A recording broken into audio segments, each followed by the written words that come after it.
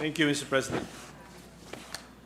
With the permission of our esteemed colleague, Mr. President, if we can ask some questions to better understand the subject matter of the bill, Mr. President.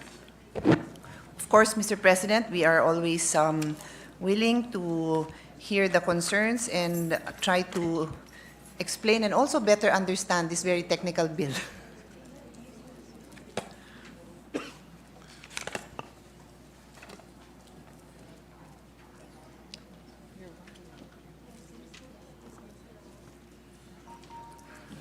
Mr. President,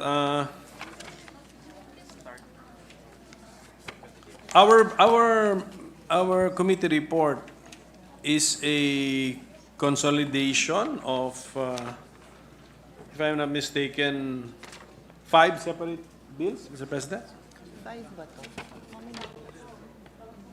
Yung one bill, 150, Senate Bill 152 is about midstream natural gas industry. Senate Bill number 1944 is about the downstream natural gas industry. And then 191 midstream, 2247, it's about consolidating all laws relating to transmission, distribution, and supply of natural gas. And then we're also taking into consideration House Bill 8456, which is House 2, no? Which is about the development of the downstream natural gas industry, and then also consolidating all the laws relating to transmission, distribution, and supply of natural gas. So the title of our measure is an act promoting the development of the Philippine natural gas industry, consolidating for the purpose all laws relating to the transmission, distribution, and supply of natural gas and appropriating funds therefore. So may we know, Mr. President, from our sponsor, how did we capture the promotion of the development of the Philippine natural gas industry in the measure, Mr. President? Thank you for that question, Mr. President. When this representation became the chairman of the Committee on Energy, we looked at the existing bills, and as His Honor has duly noted, there were bills that referred to downstream, there's also midstream, and there's more general bills that were entitled Development of the Natural Gas Industry. And when we started studying it, it was our humble opinion that the bill really covered the entire cycle, pretty much the entire cycle of the industry, the entire scope of the industry. Although there's well, so to illustrate, it starts with exploration and it ends in the homes of the consumer, the homes or business entities. So it was our decision to call it an act promoting the development of the Philippine natural gas industry, so that we could cover everything, because, as I said, it was our humble opinion that it pretty much covered the entire scope of what goes into the industry, Mr. President.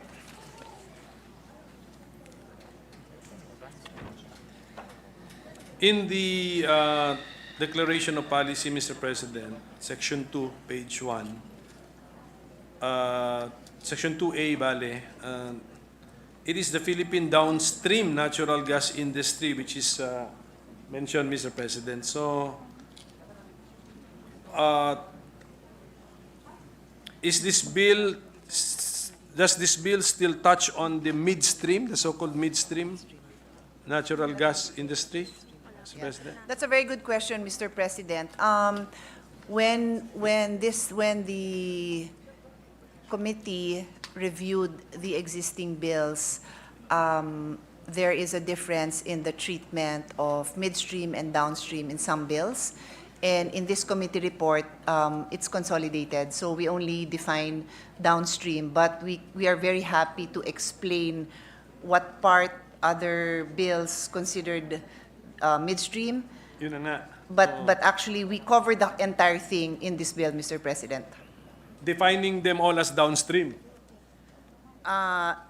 Defining both midstream and downstream as downstream. Yes. Yes. Yes. That is Sige. accurate. That is accurate, Mr. Para po President. maintindihan natin, that bill which concerned itself with the midstream natural gas industry, ano po yung ano doon? What are the activities or transactions covered by the so-called midstream natural gas industry? Then ang next question ko po is doon sa original bill naman na downstream para makita natin na this particular measure combine the two and calls all of them as downstream. Yun yung reason. Yun yung reason. Nawala si midstream. Ginano niya downstream na lahat. Huh? I-define nga downstream. Anong definition ng downstream? Wala.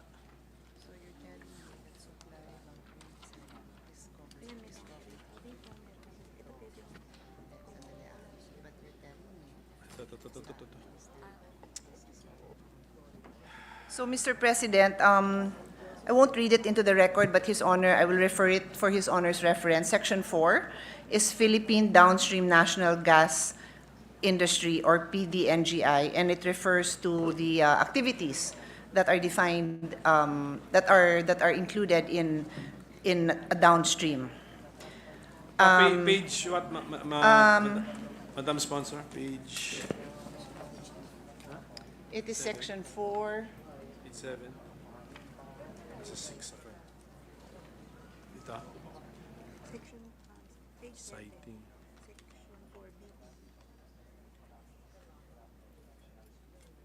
It is page 7, line 8. Line 8, yes. Okay. Sige po, I've seen it.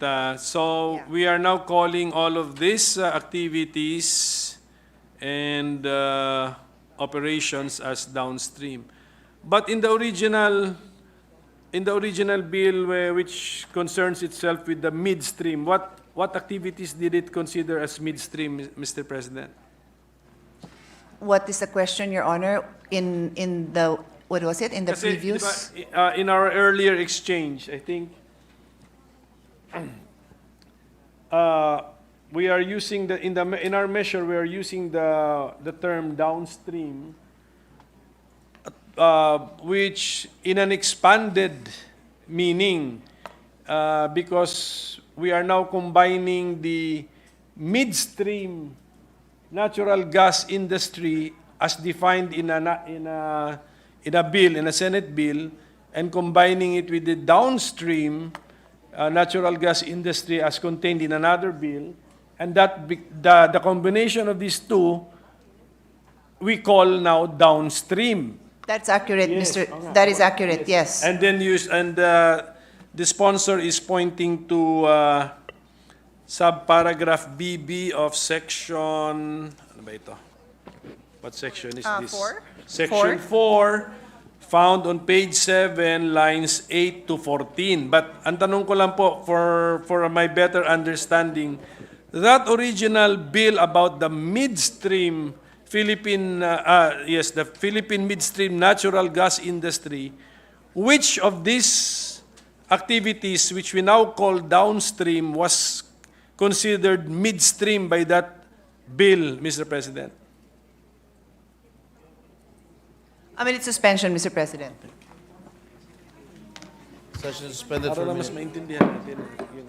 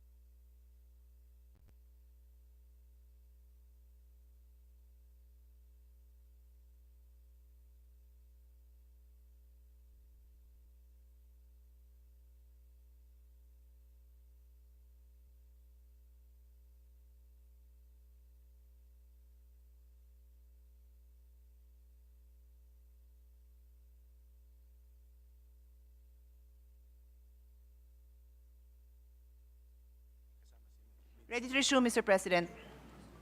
Session is resumed. Supplies.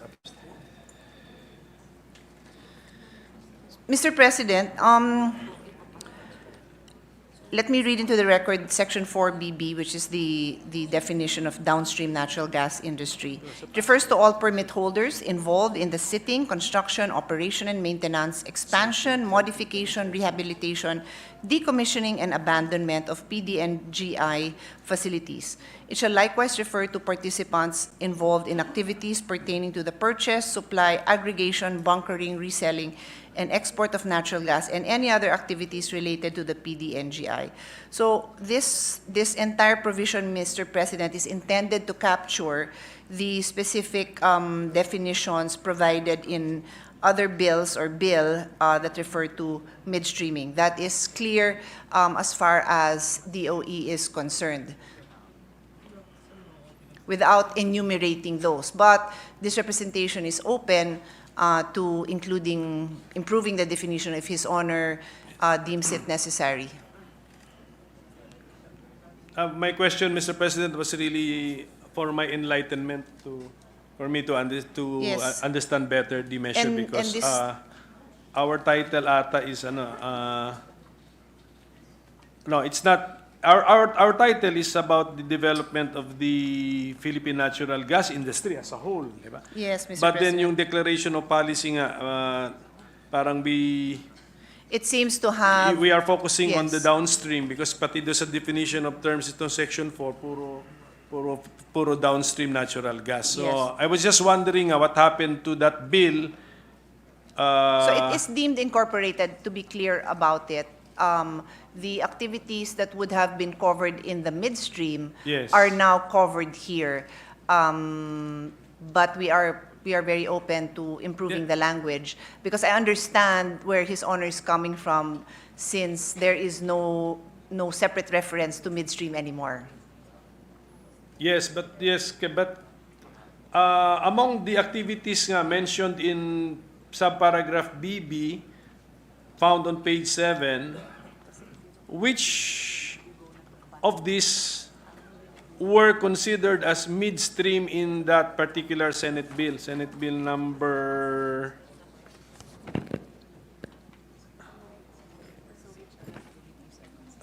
152,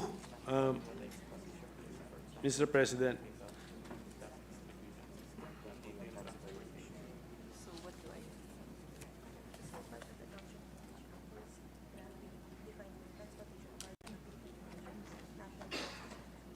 So for example, Mr. President, in midstream, transportation is a big component of the midstream bill. And in this bill, we have a letter Z, Z. which is on page 6, line 31, which refers to the Philippine Downstream Natural Gas Distribution System, which refers to a conventional and virtual transportation system at the receipt. Tama. Yeah, so it's Yes. broken down in more segments. In a way, it's also more detailed, but it is captured, Mr. President. Yes, okay. So I think that's a good example, Mr. President, nga of the expanded meaning of the downstream in this bill, Mr. President. Yes, Mr. Sige. President. So, Mr. President, so how do we intend to promote the development of the Philippine natural gas industry? Are we granting the industry concessions, incentives, other tax breaks, Mr. President? So first of all, Mr. President, we are recognizing this bill gives us the opportunity to study where we are at present. And in the sponsorship speech this representation delivered, we established the fact that we have done very little by way of supporting exploration, which was at its peak in the 1970s. We went from, and let me just quickly pull out here, we went from in the 1970s drilling 150 wells, and this was when Malampaya was discovered. In 1990s, 20 years later, 11 wells, and then in 2016 to 2018, so that's like 25 years later, just 6 wells, and since 2019, no drilling. So one of the impact of this bill alone, Mr. President, in the awareness of what needs to be done is made clear to us just by looking at the history of what we have started and how we just basically abandoned this opportunity. It is an opportunity, Mr. President, because let me emphasize, this is indigenous gas. It is found in the Philippines. It is owned by Filipinos. So what we intend to do now is to promote the awareness and create an environment that will open up opportunities for investors. It is highly technical, it is very expensive, so this bill seeks to define number one, it seeks to declare that the Philippines is open and will have very clear-cut policies on natural gas, indigenous natural gas development. So that in itself is going to send the right signal to the businessmen. I'm not even talking incentives yet. I'm just talking about the declaration that we are open and the terms of business will be clearer to, and to be clear to anyone. Could be Filipino, could be foreign, could be partnerships. In fact, usually these are consortiums that we are talking about. This will be yung mga contracts ito, these are parang called concession agreements, no? Parang ganun? Ano ba tawag dyan? When you... Service contracts? Service, They're yes, called service contracts. service contracts. So these to be clear, Mr. President, these are contracts that the Philippine government enters with the awardee. So how does, because we have been awarding service contracts already, so how does this measure help in that regard, Mr. President?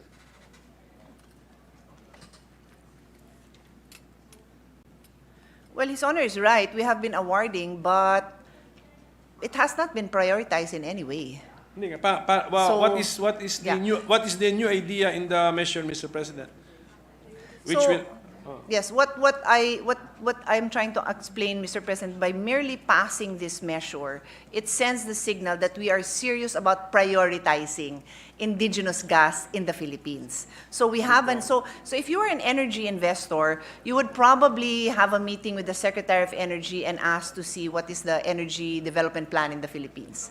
And you will see there, like most countries, dictated by, well, not dictated, as agreed upon with United Nations, that includes a shift to renewables. No, I think there's a timeline, a shift to 50% by 2040. Is that correct? 2040? 2040, a shift to renewable. But what are we going to do between then and now? If His Honor would like me later on to explain some of the difficulties and the challenges to make that shift. That's why we cannot shift to renewables tomorrow. Then in the meantime, what are we going to do? This is what we do in the meantime. Natural gas is called a transition fuel. And we have proof that it is available in the Philippines. And so by passing this law, it's like para tayong nagpatayo ng billboard sa EDSA globally and to tell them that the Philippines is prioritizing natural gas. If you are an expert in natural gas, you are welcome to come here. We have good business opportunities, and then we can present the terms of this service contract. Because right now, kumbaga, wala tayong roadshow, wala tayong announcement. It's not in the radar. In fact, our very skilled workers, because I visited the Malampaya platform, they are being pirated by other countries because they're so highly skilled, because we have been creating these experts for almost 20 years, and yet without any new developments, edi maghahanap na ng ibang opportunity yon. And these are not just like Bachelor of Arts degree holders. They really were honed in their expertise not on the ground, in the sea. So really it's that, Mr. President, it's the declaration. And then there are incentives, if His Honor would like me to read it into the record. So the incentives are indicated in Section 36 on page 22, starting in line 21. And the proposal, well, the draft, our committee report states that it will be included in Tier 3 of the Strategic Investment Priority Plan, which is the highest level of investments given. And then there are other list of entitlement, and basically it is investments to convert facilities from oil to coal. Oil and coal to gas shall be deemed as qualified capital expenditure, so that they will be allowed to make those deductions. The purchase and sale of indigenous natural gas, aggregate gas, and power generated by generation facilities using indigenous natural gas and aggregate gas shall be exempt from VAT. So, to be clear, the whole line, that whole Yes. from the time that the power companies buy it till the time that it is available to the public, that is VAT exempt. And then third is PDNGI facilities shall be entitled to zero-rated VAT on their purchases of local supply of goods, properties, and services needed for the development, construction, and installation of their facilities. So there. Yes, thank you, Mr. President. Yes, Majority Leader. Mr. President, the Majority Leader wants to interject. With the permission of Senator Pia and the Minority Leader, just one interjection that aroused my Does the Majority curiosity, Leader recognize? perhaps to enable the Minority Leader to browse over his notes. I encountered a good sponsor, a provision here that would that really caught my attention. It's Section 27, and that, and I quote, the operation of an LNG storage or regasification terminal shall not be considered as a public utility, Your Honor. May we know the reason for this? Is this part of the package of incentives to be given to those interested in venturing into this endeavor?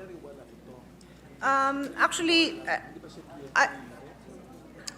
in the crafting of the measure, Mr. President, we did not look at it as an incentive. It was just really meant to be a statement of fact that it is not a public utility. So when we as a legislative body pass this bill, there will not be, it's already clear. We made it clear that this is not a public utility that would go through the usual process. Would His Honor like me to know to explain the reason? But I'm just answering His Honor's question that is this part of the package? That was not the reason why we included this. Yes, because, Your Honor, I also encountered a news report, this was 3 years ago, wherein an official was quoted, I think this was from the PCC before, that he admitted that the gas distribution system can be considered as a facet of gas investment chain that shall be considered as a public utility and therefore may require a legislative franchise. Is this still a correct conclusion? And likewise, Your Honor, I'm lifting from some sources here in other jurisdiction that would claim that both natural gas and electricity have monopoly characteristics and are deemed to be goods in the public interest, quote unquote, Your Honor. And I think the Minority Leader has now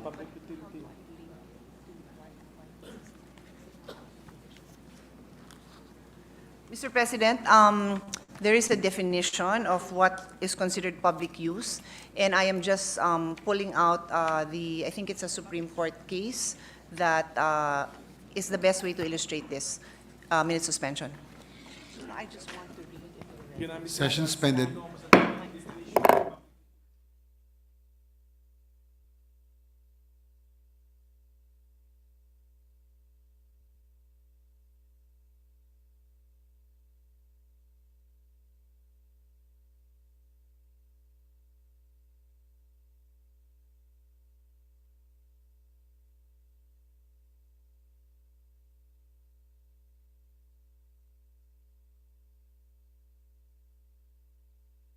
Mr. President.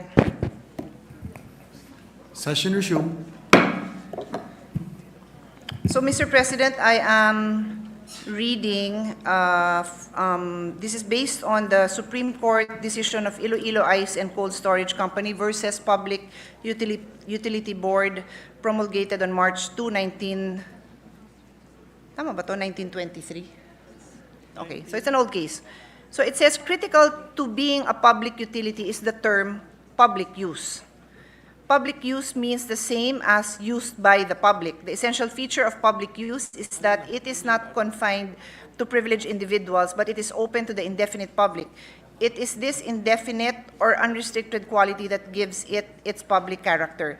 So to just quickly go into to describe the facility here, it's a pipeline. This is not used by the public. The general public cannot go there and use it. They cannot line up and pay to use it. It's very the use is very specific to, I don't even know if there's more than a couple of clients, a handful, maybe even less. So that is why it is not a public utility, Mr. President. So I respect the answer given by the good sponsor and thank her for that clarification. But Mr. President, I reserve my time during my scheduled period of interpellation. Thank you But yes, to the sponsor I'll and just the minority leader. I'll just pursue that point, Mr. President. But in other jurisdictions where they have gas pipelines to households, are they, if this happens in the Philippines, then that would be a public utility? Sorry. In other countries, in other jurisdictions, there are connections or pipelines to households. Ang pipeline. Gas, diretso sa gas. household.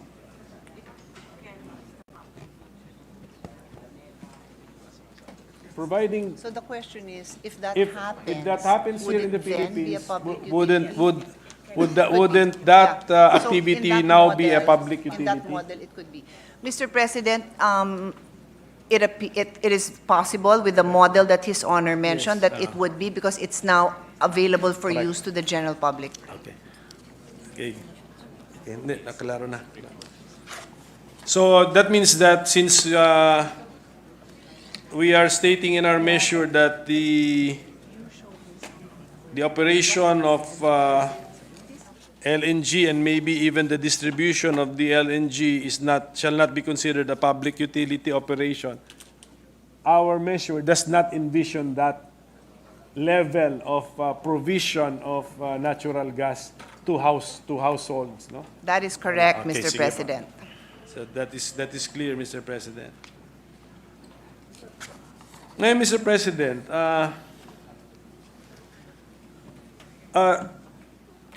my staff has shown to me a study of the Institute for Energy Economics and Financial Analysis, IEEFA, which has identified 4 long-term risks for gas investments in the Philippines.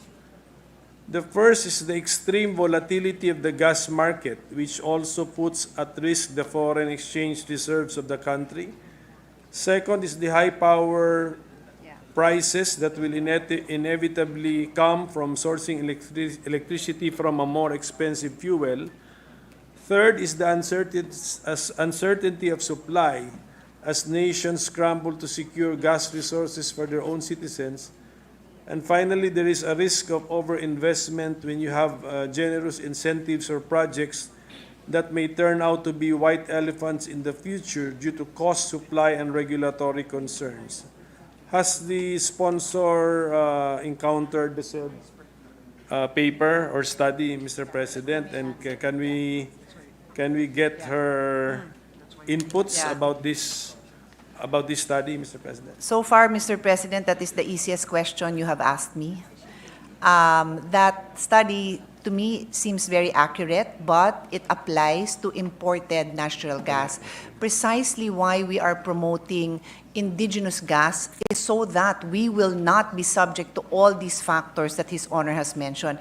It is the primary reason that this representation is passionate about this bill because it will address energy security. It's not the sole solution, but the fact that it is indigenous, we will not be subject to that volatility of supply abroad.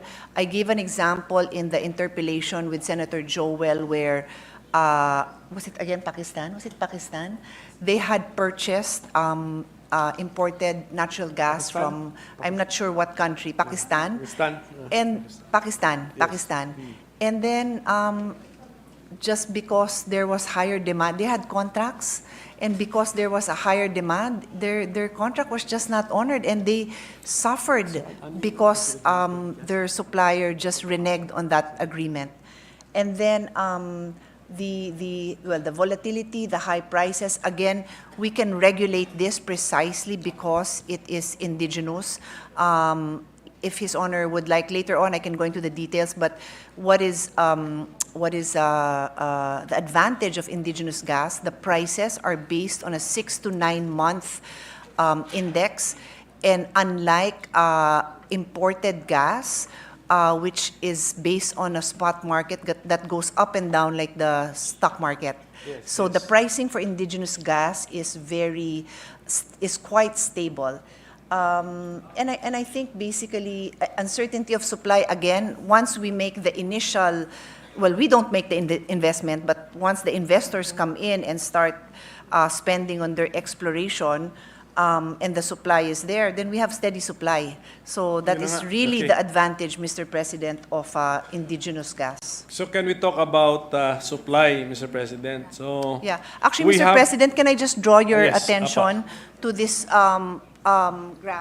about the price yan, ano? Yeah. So this graph, it's quite small, so I will just read it. The red line,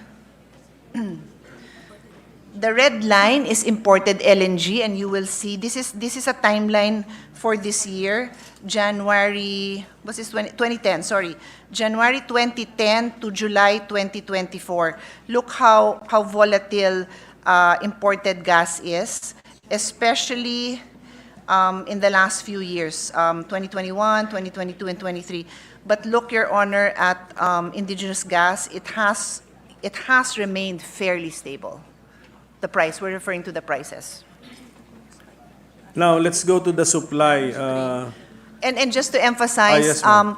the red line where it really peaks on the right side of the graph, that is when the Ukraine war started. Sige pa. Thank you. So, talking about Philippine supply for natural gas, of course, we have proven that we have in the Malampaya plant, but then I think experts tell us that the supply is about to be depleted soon, Mr. President. Is that correct? Yes, we are at the end of life for Malampaya, but it is certain that in that same contract area, there is still gas, and they are already starting or will start next year. What is the exact status?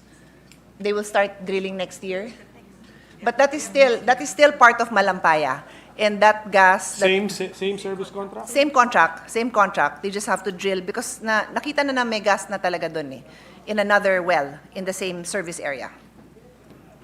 So the current owner of the service contract over Malampaya is the same entity entitled to drill that possible new source of natural gas? So, Mr. President, they have renewed for 15 years or until February 2039. But this is still within the same area. So if it will be a different area, then it's open to, whoever. So it's a matter of fact. Basta fact yun. According to That's fact. according to the Yes. DOE, the same service contract covers or allows the drilling of another. Ano bang tawag For doon? another, so it Another expired, it's a 25-year contract, and they renewed it because alam naman nilang meron pa. So it was a choice that the parties made to renew the contract because they're certain that there is still gas to be drilled there. Okay. Sige po. Yung pagdating po sa Malampaya, which is already siguro we have a more or less scientific basis here. How much volume of natural gas has been scientifically determined to exist in that particular well which we are now tapping, Mr. President? Yung about to come to Okay. its end of life, Okay. Mr. President. Yes. So drilling of these 2 wells, which is intended to commence in 2025, will start producing gas in 2026. And this will increase the Malampaya gas supply by 30 to 50% and extend its life to 5 to 10%. So it's also a good In volume, news. ma'am. Is there The a scientific volume? Volume ata pag measured dyan eh. Yes. I actually thought that that would make more sense because to me, I mean, it's a huge number which I cannot visualize. The number is 290 billion cubic feet of gas. His Honor is a mathematician. He can probably visualize that better than me. Sige po. That's, at any rate, that's the estimate of the Yes, Mr. President. scientists. So, It's called the Malampaya Phase 4 Phase project. 4? Okay. Yes. okay. And then, so, as to potential sources of natural gas, meron na po bang mga pag-aaral ang ating mga scientists and other experts?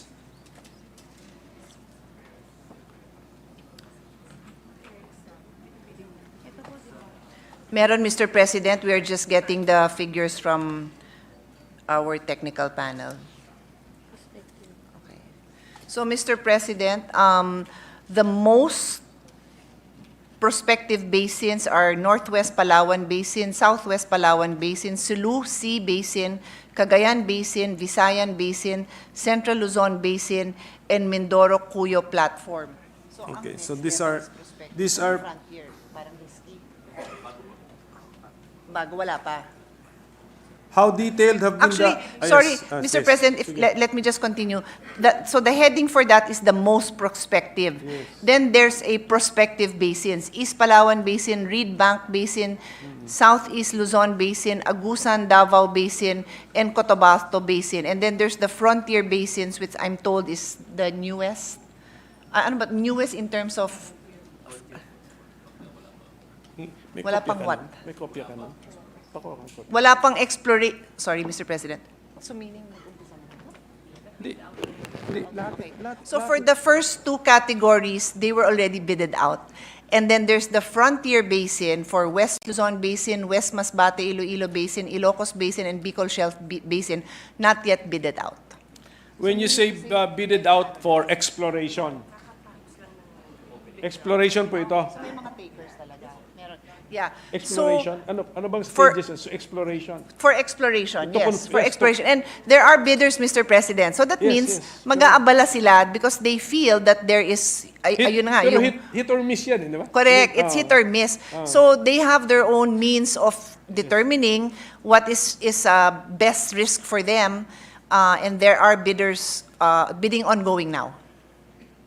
Sige, wala pang good news about really The hitting. we do have good news. The good news is many participated. So that's good because these Yes. are technical investors who will not bother with us if they don't see any potential. When will we know if a source has been confirmed, Mr. President? Teka, when will we know?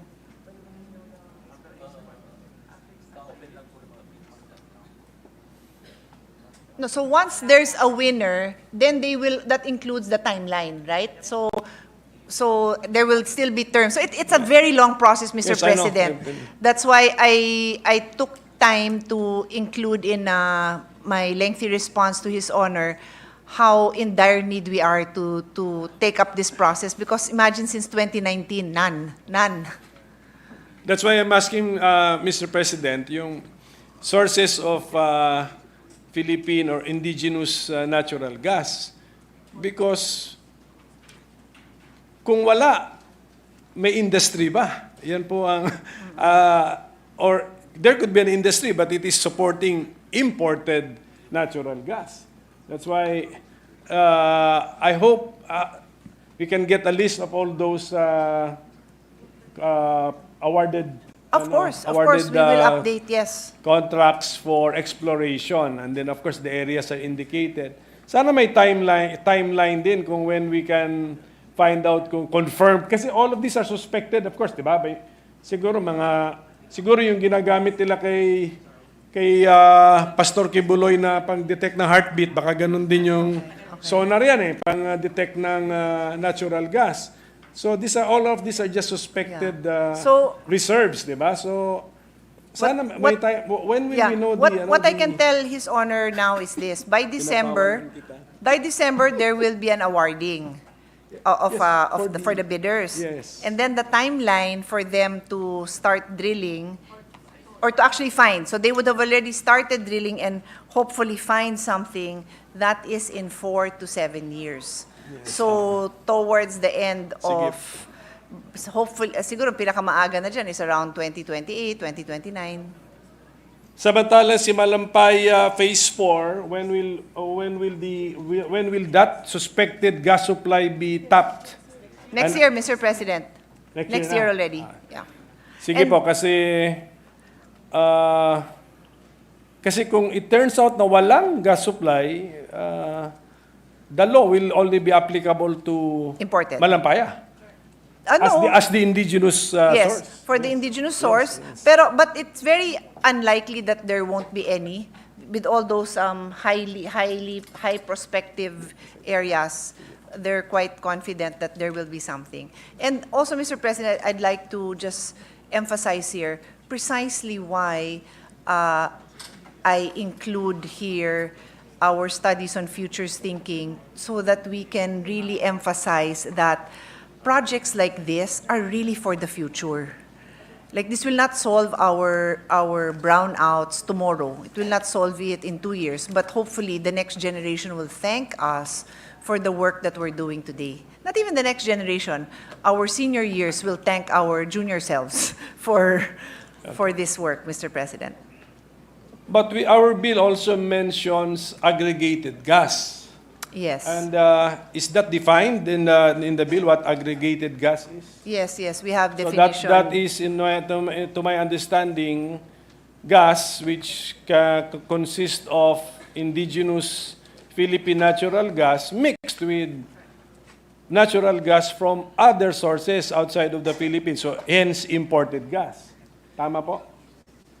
Yes, That's Mr. aggregated President. gas. Yes, aggregated gas, the definition refers to the activity of procuring indigenous natural gas, combining it with imported LNG, and selling the aggregated gas to gas buyers in the Philippines or abroad. Kaya nga, Mr. President. So, in effect, we can say that the measure also incentivizes imported natural gas or the importation of natural gas, because when it's mixed with indigenous natural gas, it becomes aggregated gas. Well, Mr. President, the way I answer that question is we cannot envision a future with just indigenous gas. It's not enough. I mean, I don't even know if there's a jackpot na it will be enough. It will really include. So when we hear about, I think we know that the energy sector is very competitive, but there is room for all because we do not just have one source of gas. We cannot survive on indigenous gas alone, in as much as this representation would prefer that it's all indigenous, but it can't happen. It's not going to happen. That's why this bill already foresees that we have to aggregate. Yes, so with open eyes, we know that we are also incentivizing the importation of natural gas. Sorry, what was the question?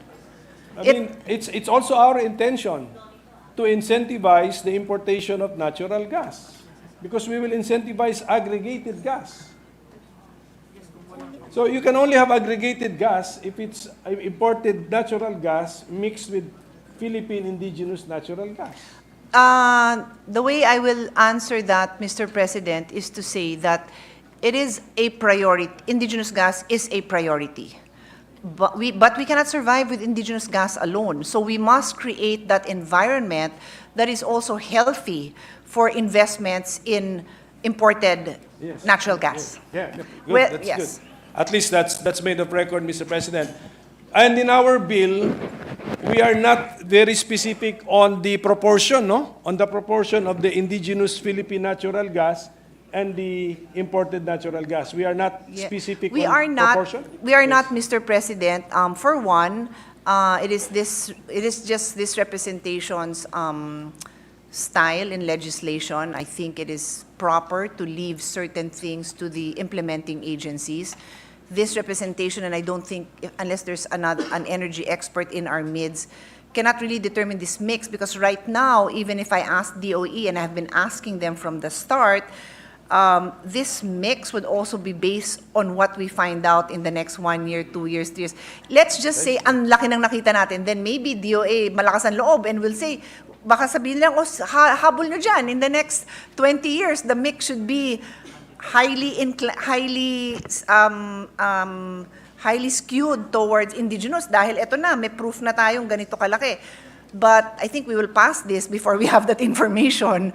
So we leave that to DOE. The most that we can do is to provide the parameters and the parameters which include supporting all types of gases, but really prioritizing indigenous gas, Mr. President. So, just one, Mr. quick President, intervention again with the permission of Your Honor. So, if there is now, as I perceive this, coming from the line of questioning of the good minority leader, a mix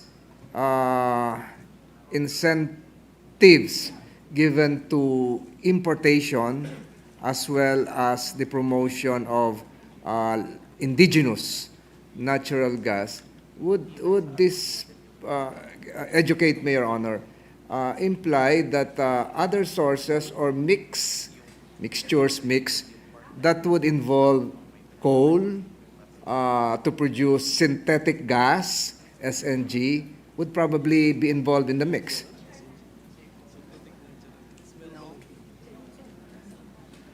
Kasi pag hinalo-halo na natin, makaka-produce din tayo ng synthetic gas. Because coal can be compressed and produce synthetic gas as well. In the briefings that I have had, Mr. President, synthetic gas from coal is not included in the aggregation. So I don't know if that is something that will be considered. Since His Honor asked, I'm sure DOE will look into it, but I have not, that has not been included in the discussions, Mr. President. So on record, as of now, as of the draft here, that is not included. Thank you. Meaning to say that when we use the phrase aggregated gas, this is natural gas. Yes. Yung source na lang. It's whether Yes. Philippine, indigenous, or imported. Yes. Apa. Sige po. Yes. Unfortunately nga, since we will now delegate to the DOE the scientific proportioning of what can be called aggregated gas, theoretically speaking, it could be anywhere from 1% Philippine natural gas to 99% imported natural gas, and that could be the aggregated gas that we are mentioning in our bill. It could be in It the could worst be. scenario that there is no more indigenous natural gas, Correct. then that is going to be the percentage of. Correct. Okay. Yes. Since we are a net importer of raw materials or raw elements for our energy needs, like coal, crude oil, natural gas. Ano pa ba? Ano pa ba iba? Ano pa bang ibang mga ano? So, Geothermal, the different types of Yes, the energy different sources, type of raw geothermal, renewables. yung mga ano, yung what we are importing, 'di ba? Crude oil, Importing. crude oil, Oil, natural coal. gas, coal. Oil and coal. So, sige, limit ourselves Yun lang. to the three for our discussion. We are ending up incentivizing natural gas there must be a reason. Do we consider natural gas to be the, quotation marks, cleanest among the three that I have mentioned? Yes, Mr. President. During the interpellation with Senator Joel, we read into the record UNDP findings that per molecule of natural gas, here, I have it, 1 molecule of natural gas produces 1 molecule of carbon, whereas other fossil fuels, 1 molecule of fossil fuel produces more than 1 molecule of carbon. As of, ang pag-measure ng whether you are a dirtier source of energy, we count the carbon molecules released by the, by the process. Yes, Mr. President. What do we call that scientific, who invented the test po, na yan po ang ating, that's how we measure whether it's dirtier or cleaner. Ano po tawag dyan? So we can also research on that, Mr. President. Just give me the statement of, no, but what is Anong tawag na? Carbon molecule. The carbon molecule test. Ano yun? Pero anong dirty? Anong test mo sa? correct? Pero yung question niya is, what is our basis to say that the measurement of the coal is what matters when you're determining environmental standards? Coal ba o some other kinds of emissions? I'm sure it's basic, but tama naman yung question. No, you can just find it. Mr. President, we'll put it on record in my notes. I just have here that it's from UNDP, but we Sige will po. we have Sige here. po. According to UNEP, sorry, not UNDP, UNEP, United Nations Environment Program, natural gas is a cleaner fuel in the sense that burning it produces fewer conventional air pollutants, Apo. like sulfur dioxide and particulates than burning coal or oil. A main factor to consider is the characteristic of the fuel, the combustion technology, how well equipment is maintained and operated. In general, burning natural gas also produces less carbon dioxide per unit of energy. So yeah, so it's carbon and also other pollutants like sulfur dioxide and particulates. Sige po. What is natural gas, Mr. President? What is it? What is the molecule which primarily comprises natural gas? Why it has become a desired source of energy? Well, Is it because it's methane? yes, Mr. President, in Methane, page 5, line 15, we define natural gas as gas containing primarily a mixture of methane, ethane, propane, and butane with small amounts of heavier hydrocarbons and some impurities consistent with PNS or other applicable internationally accepted industry standards. Thank you. That's I see it also. Page Yes. 5, Page 5. sa paragraph O, lines 15 to 18. But for those who are concerned about greenhouse gases, and which are blamed to be causing climate change, if they now use that standard or that test, some may even claim that natural gas is dirtier than the other two other sources that we have mentioned, because precisely it will release, the processing of the natural gas will release more methane into the atmosphere, Mr. President. So has the sponsor encountered such an argument or a point of view, Mr. President?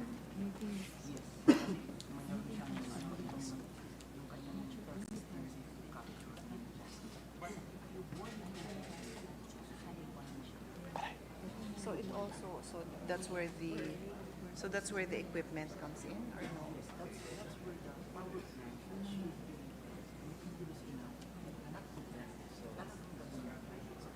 Okay. So, Mr. President, that could be accurate if there is no burning. No burning. But if it is burned completely, then there is none or there is less emission? there is only one molecule. So this goes to the power plants having state-of-the-art equipment, well-kept, well-maintained. I think at some point I mentioned that because that will also ensure the cleaner. We are not saying this is the cleanest, but cleaner.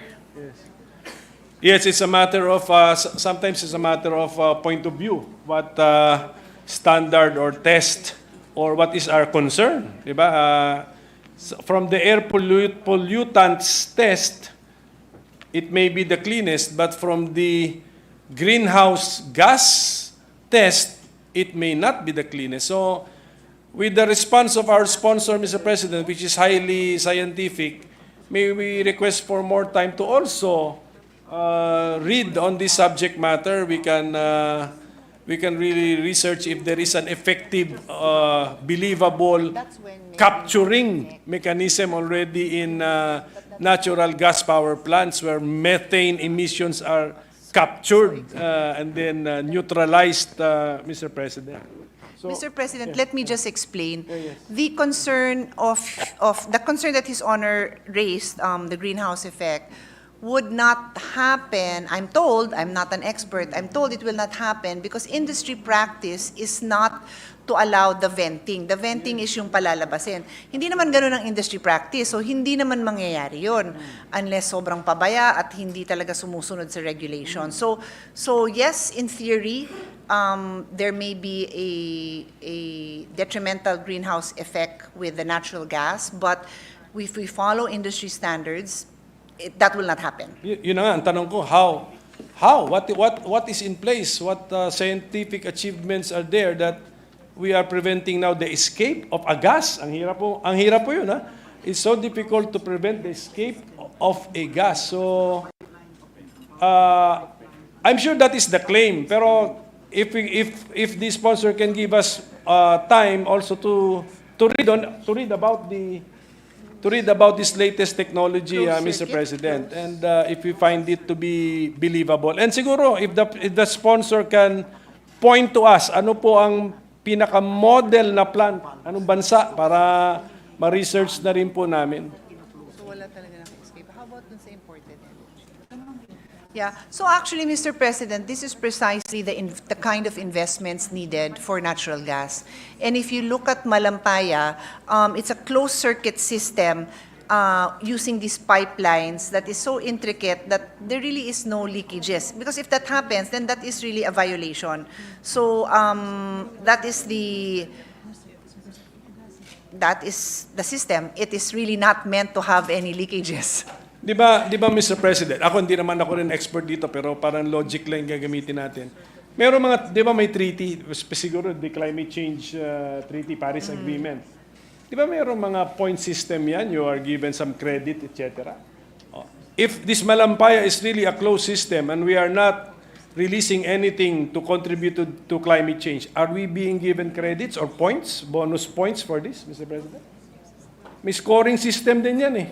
So, is the Philippines being credited because we have such a foolproof closed system, Mr. President?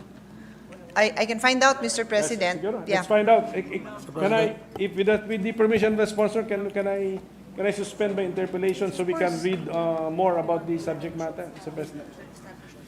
Yeah. Mr. President, just Yes, but just to add to the discussion for the record, we have provisions on the establishment of standards on gas quality, facility, and the code of practice.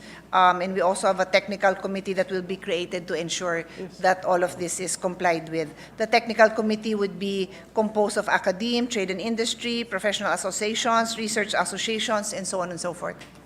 Kaya ang tanong ko nga, are we now being recognized internationally because of this? Now we have such a good system. May mga ganun, Yeah. di ba? We're given a credit, we're given points. So are there good news that we are being internationally recognized? So Because I remember, Mr. President, I had a team visit me a year ago, just like the stock exchange, discussing with me the opportunity for us to come up with this carbon crediting system. We don't have that in the Philippines. So Correct. there's no means, we did not create that system for us to get points. Yeah, we don't have that.